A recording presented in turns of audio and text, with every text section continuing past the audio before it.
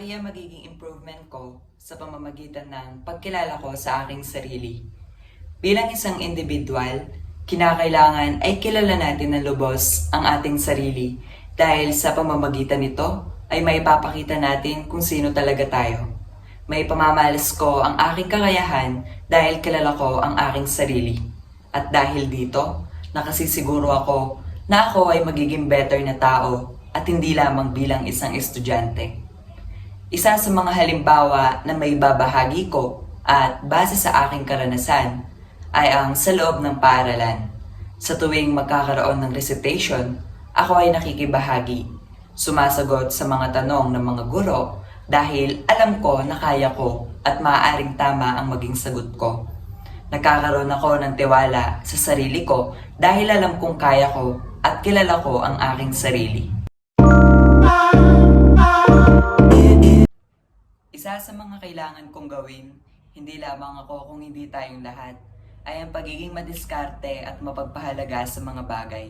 Bagamat sa panahon ngayon, katalinuhan ang nagiging batayan upang makapasok sa mga pribadong paaralan at trabaho, ngunit ako ay naniniwala na ang pagiging madiskarte ng isang tao ang siyang magdadala sa tunay na pag-asenso.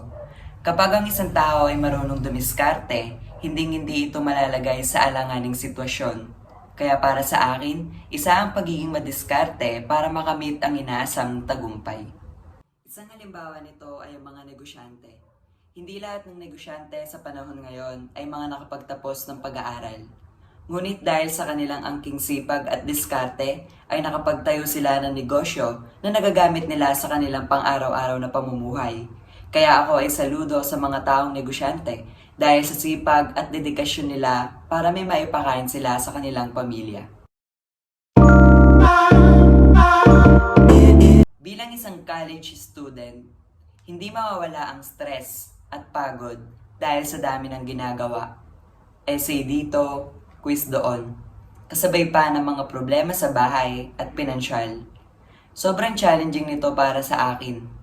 Ngunit, hindi ko namamalayan na natapos ang mga problemang ito dahil ako ay isang dedikadong estudyante na handang harapin ang lahat dahil ako ay may gustong makamit na pangarap.